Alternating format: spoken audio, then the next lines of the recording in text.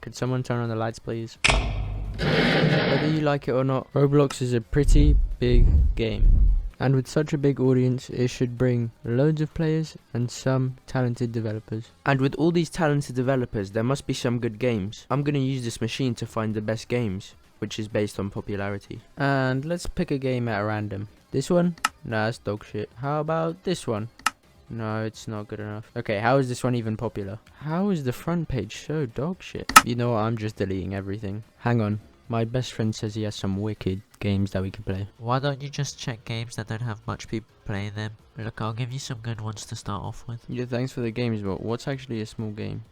Well, what do you think they are, smart ass? It's in the name. Alright, calm down. Just explain it for the viewers. Wait, I can actually explain it to them? Finally, I'm doing something worthwhile. You know what? Because you were being mean to me, you don't get to explain it to them. I will. Hey, that's not fair. Just let me do something, please. No, your actions have No, please, consequences. bro, I need it. Just send me the script over. Alright, fine, I will. But don't expect me to do much more for you. I'm sorry about him. I don't know why he's in such a bad mood. But what a small game means is that it's got a few but very dedicated players. Yeah, no shit, Sherlock. Even I could have said Right, that. can you just shut up? This is my video, not yours. Like I was saying before, I got really interrupted. They might have not as much players as these big games, but they have a lot more dedicated than these big games. These games are usually made by like one or a few developers, and they actually see us as people, not big money bags. Unlike some people, and these developers are usually breaking the bounds of Roblox Studios because, you know, Roblox Studios might be the most shittest game maker. And I swear I am not being biased. I tried to make a game when I was 10 years old and, you know, it didn't work out too great. But today I found 4 absolute gems that most people did not know of. The first being Block Tales. Oh, goody, I love this game. Why are you still here? Don't you gotta fucking bounce around or something? Took it too far there. Anyway, this is definitely one of the top games I've played this year. Not only including Roblox games. The amount of work that has to be put into this for it to look like this. I mean, great animations, a great storyline. I mean, I cannot complain with this game at all. This game took me about 10 hours to complete, and compared to other Roblox games, that's like fucking 20 light years. And I didn't even do like half the side quests that you can do. This game is like Paper Mario, but on Roblox, and a lot better. And I mean a lot better. I mean, seriously, compared to the popular games on the front page, this is chef's kiss. And even better, you could play with your friends if you have any. Sorry for saying it like that. If you play this game, you definitely have friends. Same thing if you do subscribe to this channel as well. The game is comprised of 4 chapters as of now, or demos, that's what they're called. And the entire goal of the game is to get the 7 swords, but only 4 of them have released from now. So you can't even beat the game if you wanted to. So those 10 hours I put in, I only beat half the game. I only played the game for 10 hours, but you could definitely play for more if you did unlock everything. I only got like half of the enemies, maybe a quarter of the items. But games like this should be on the front page, and sadly it's not. You know what's even worse? This is the most popular game out of these 4 I'm gonna show you. And compared to the popular games, they're packing peanuts right now. Get ready for this. At most, this game has only 2,500 players playing at once. That's like more than all the shitty YouTuber games that have been released for money in the past decade have combined. But this game has genuinely got to be one of the best that I've ever played on Roblox, and I've been playing for a while. And this game, unlike most dog shit top games, have made actual good music. If you do choose to play this game though, be very careful. There are genuinely some parts that you may have to get carried for. Like, you see the person I'm fighting against right now, this is like the first boss or second boss in the game, and it genuinely took me like 2 hours to beat him because he has 2 stages with like over 40 health. And this is nothing compared to the bosses that do come up after this one. I genuinely get prepared mentally for bosses from Demo 3 and Demo 4. Do get ready mentally for this because that boss took me like 5 hours. Like, I was generally one fight away from actually just putting a fist through my monitor. Also be wary because Act 2 is a little bit boring. Because while you're walking around, you get followed around by these fuck ass annoying enemies. And they all go like Mark 10, so you can't even run away from them. Generally so flippin' annoying. Also, I'm not sure how this game holds up after the age verification stuff, but I'm pretty sure the age verification stuff might be getting removed. But this game is definitely the best one that I will show today. Like, generally the story rivals with Red Dead Redemption. There might be a little bit of an overstretch, but I'm willing to make it.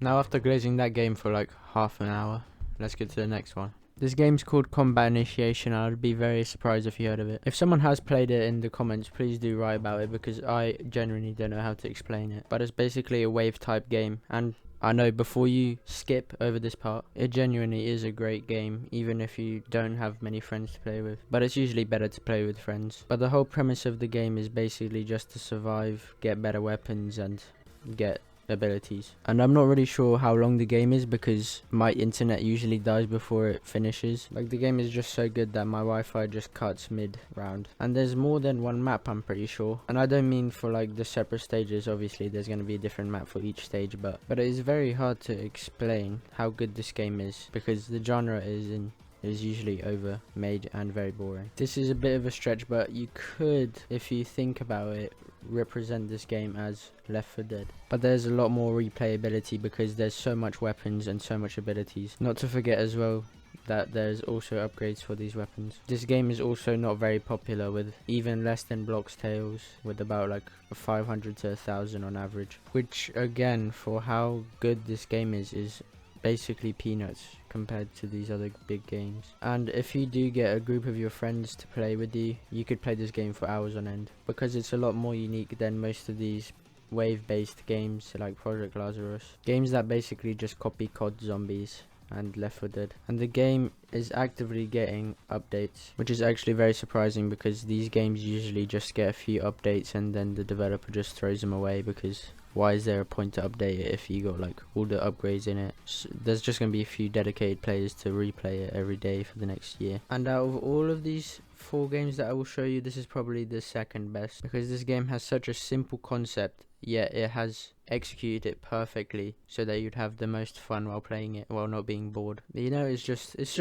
such a good game. Like, compared to other wave-based games, this is a lot better. It's got a lot better movement, a lot better weapons. It doesn't get boring after like 10 rounds, because they're usually longer than that. But of course, this game has to be very gatekept by Roblox's dog-ass algorithm that just finds nothing but shit games. This game is called Pilgrimage, and it's genuinely a great game, but there is one problem with this game, and that it's just too big. Like, I played this game for hours and hours, and I still didn't complete most of the game. There were points in the storyline where I would just not know where to go, because the map is so big. Out of the 4 games that I'm showing today, I think this is definitely the hardest one, because as a beginner you do not know what you're doing, and you'll definitely have to search some stuff up to actually understand. That being said, it is a great game. There's loads to do, like crafting. There's obviously going to be combat with NPC enemies, but I think there is a mode where you can play with other players. But actually, good luck trying to find someone to play this with, because they're going to have to be very dedicated, and there's just not a lot of people playing this game. Like, it's such a good game, but it's so hard to navigate as a beginner.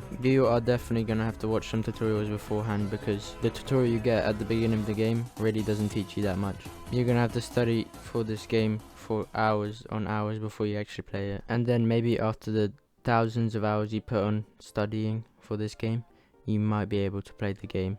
But out of all the games, I think this is the most raw and the most difficult to learn, but if you do learn it, it's extremely fun. And sadly, this game only averages about 300 to 500 players. Now, that's completely wrong. I mean, concurrently in like peak hours, it's 300 to 500 people playing. This next game is something different. This game called Helmet, this game is literally like Ready or Not. In terms of Roblox games, this is very realistic. The only way you can tell that this is a Roblox game is because of the characters. This game is actually so immersive, I swear to God. I played this by myself and I had to play for like 2 hours, and I tried to like force myself to stop, but I couldn't. I always just spent like 30 minutes on the tutorial because I'm actually a dumbass and could not do the tutorial for the life of me. And even after the tutorial, it was not enough, because I did not understand it for a good 2 hours. I don't know if I'm just the dumbest gamer alive, or this was just a genuinely hard game. But it's definitely immediately good because you get to kill terrorists. And of course, this game is so good that you can play with friends, which I sadly could not do at this moment of time. But if your friends do get bored of playing Steal a Brain Rot, which they should be, play this game with them. I promise they will love you just for explaining the game to them, just introducing the game to them. Because to be honest, I couldn't even finish the first mission because it was too hard, and I put it on like the easiest setting as well. But the game is extremely realistic, which makes it a lot more immersive than if it was like a Roblox styled rip-off of Ready or Not. This is a great game, but it's got a very difficult learning curve, and some reason there's only like under 100 players at a time concurrently each day. If you want me to play these games in like for a live stream or a video, just comment down below. Thanks for watching, you little shit.